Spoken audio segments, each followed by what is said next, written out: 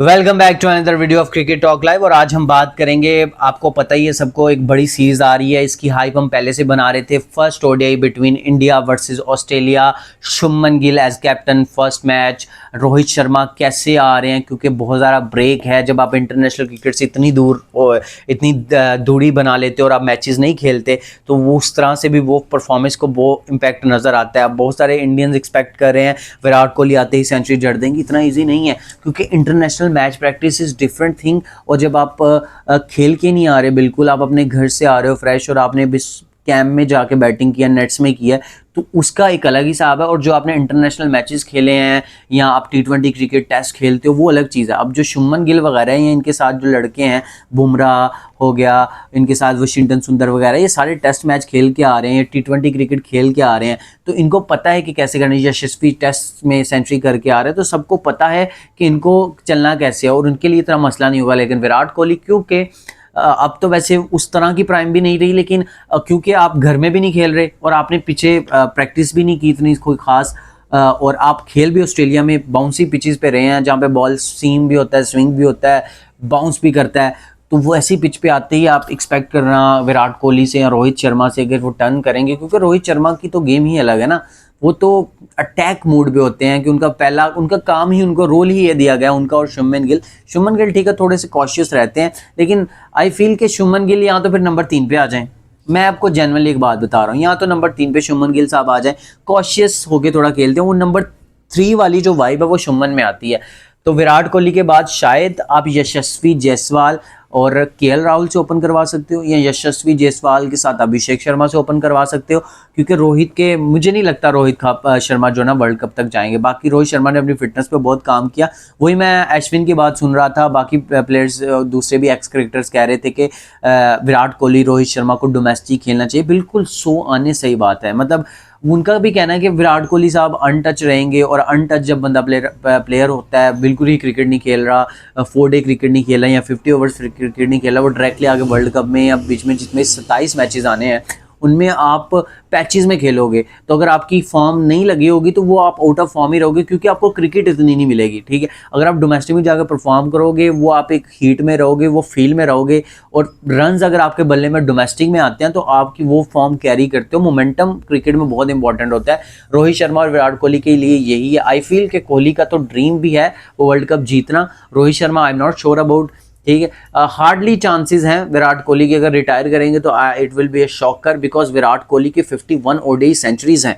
तो मैं ये नहीं कह रहा कि कल विराट कोहली, परसों जब भी मैच है ऑस्ट्रेलिया इंडिया का 18 को, तो नहीं चलेंगे। मैं ये नहीं कह रहा, मैं बिल्कुल नहीं कह रहा। विराट कोहली हमेशा ऐसी मूवमेंट पे वो मैच जितवा के देते हैं। वो कहते हैं ना, शेर के मुंह में हाथ डाल के वो मैच निकाल लेते हैं। एमसीजी वाला याद होगा, ऑस्ट्रेलिया में 2023 का वर्ल्ड कप जब 5 पे 3 हो गए थे। मतलब आप विराट कोहली की इतनी 1000 नॉक्स निकाल सकते हो। उसने जो इंडियन क्रिकेट को दिया है, अब इंडियन क्रिकेट का टाइम उनको पे बैक करे, उनको बैक करे, उनको एटलीस्ट 2027 का वर्ल्ड कप दे, क्योंकि इससे बड़ा नंबर 3 का प्लेयर इंडिया की हिस्ट्री में कोई नहीं आया। सचिन की क्लास अलग है, मैं कंपैरिजन नहीं कर रहा, लेकिन नंबर 3 पे विराट कोहली का जो नाम है, या विराट कोहली की जो मेंटेलिटी है, उसको कोई मैच नहीं कर सकता। तो पहला ओडीआई हम बात करते हैं, मेरे ख्याल में जो प्लेइंग 11, लाइकली प्लेइंग 11 होगी, I am not sure about, क्योंकि गौतम गंभीर की सोच बिल्कुल अलग होती है, और हम बाहर से एक दो तो आप ऑफ कोर्स बंदा उस तरह से नहीं देखता, लेकिन मुझे ऐसा लगता है कि ये ऑलराउंडर हैवी टीम भी हो सकती है, और पेसर्स इसमें होंगे ज़्यादा।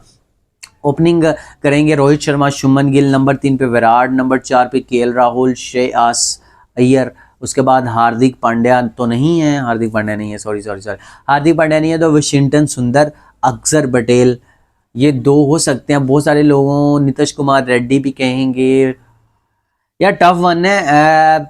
आई गो विद नीतीश कुमार रेड्डी, क्योंकि हार्दिक नहीं है तो शिवम दुबे मेरे ख्याल में ओडीआई में नहीं है। अगर शिवम दुबे नहीं है तो नीतीश कुमार रेड्डी, तो नंबर 6 पे नीतीश कुमार रेड्डी, अक्षर पटेल, ठीक है। उसके बाद जसप्रीत बुमराह, मोहम्मद सिराज और हर्षित राणा में भी ये हो सकती है 11। अर्शदीप सिंह, क्योंकि ओडीआई में पहले भी चांस नहीं मिला उस तरह से, और हर्षित राणा को हमने देखा था चैंपियन ट्रॉफी में, उससे ऊपर आए थे, तो उनसे ऊपर पहले खिला दिए गए अर्शदीप सिंह से। तो आई फील कि अरशद राना को ही खिलाएंगे। जीजी बहुत बैक करते हैं, आई थिंक उनको पोटेंशियल कोई नज़र आता है। एक चीज़ तो अरशद राना की मुझे अच्छी लगती है कि एक पेसी बॉलर हैं, 145 150 की बॉल करते हैं। एशिया कप में मैंने देखा, आई थिंक उनको अच्छी गाइडेंस चाहिए, अच्छी कोचिंग चाहिए, लेकिन अभी मेरे ख्याल में टू अर्ली है कि उनको इंटरनेशनल क्रिकेट इतनी दे दी जाए। मेरे ख्याल में अभी डोमेस्टिक में उन्होंने रगड़ा खाना चाहिए। गौतम गंभीर का और प्लान्स होंगे, उनकी अपनी सोच है, लेकिन अभी वो कहते हैं ना, अभी पका नहीं, अभी लड़का कच्चा है, पकने दो, थोड़ा सा पकेगा, पक के जब तैयार होगा फिर इंडियन क्रिकेट में लाना, क्योंकि उससे बेहतर बॉलर आपने बाहर बैठाए होते हैं। सिराज को लेके आए, मुझे बहुत अच्छा लगा। सिराज को ओडीआई से कभी बाहर होना ही नहीं चाहिए। टी20 एक अलग चीज़ है, लेकिन ओडीआई और टेस्ट का वो बेहतरीन बॉलर है। जो बंदा रेड बॉल में इतनी अच्छी बॉलिंग करता है, तो वो डेफिनेटली वाइड बॉल का ओडीआई लॉन्गर फॉर्मेट में भी अच्छी बॉलिंग करेगा। और सिराज ने बहुत परफॉर्म किया ओडीआई में।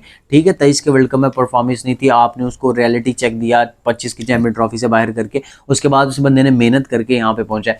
उसके बाद ऑस्ट्रेलिया की बात करें, ऑस्ट्रेलिया के प्लेइंग 11 का कोई मुझे इतना खास पता नहीं है, क्योंकि उनके नाम जो है ना, उनके कैप्टन पैट कमिंस तो नहीं है इंजरी की वजह से। शायद एशेज़ का 1-2 मैच भी वो मिस करेंगे। Ashes, the big ashes is also coming. तो क्रिकेट सीजन तो काफ़ी हैवी हुआ पड़ा है, लेकिन ये सीरीज़ जो है ना, आई थिंक करंट टाइम्स में ओडीआई क्रिकेट में सबसे बड़ी सीरीज़, और सब पूरी दुनिया की नज़रें रहती हैं। और जिस तरह से स्टेडियम में सारी टिकट सोल्ड आउट हो गई हुई हैं, तो उससे वो बताता है कि कितनी बड़ी सीरीज़ है और फैंस का कितना इंटरेस्ट रहता है इन सीरीज़ में।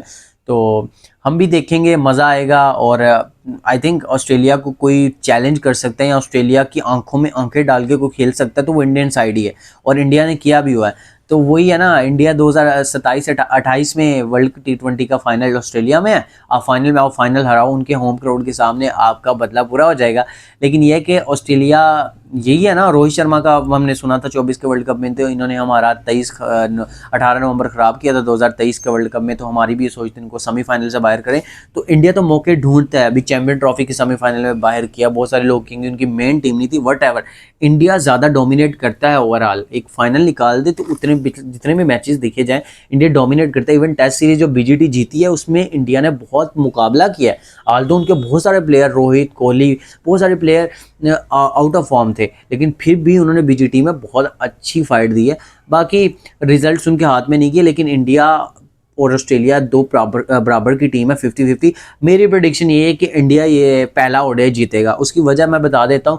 एक तो ऑस्ट्रेलिया की थोड़ी सी इनएक्सपीरियंस साइड है, स्टीव स्मिथ भी रिटायर हो गया। ठीक है, ऑस्ट्रेलिया में खेल रहा है, ट्रेविस हेड वगैरह डेंजरस है, और उस तरह से बॉलिंग अटैक भी मुझे शायद स्टॉक को ये पहले, क्योंकि और ये स्क्वाड जो है ना, पहले उसका है, आई थिंक ओडीआई का नहीं, पहले 3 का स्टार्क है उसमें।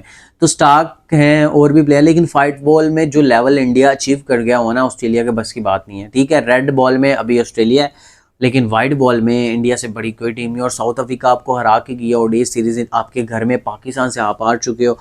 तो मुझे ऐसा लगता है कि इंडिया पहला ओडीआई जीतेगा। और मेरी बोल्ड प्रेडिक्शन आप कह लो, शुभमन गिल जो है ना, बहुत इंप्रेसिव रहेंगे इस सीरीज़ में एज कैप्टन, क्योंकि शुभमन गिल ओडीआई में तो कोई डाउट ही नहीं है उन पर ना। टी20 में थोड़ा सा डाउट हो सकता है, लेकिन टी20 में वो एडजस्ट कर लेते हैं।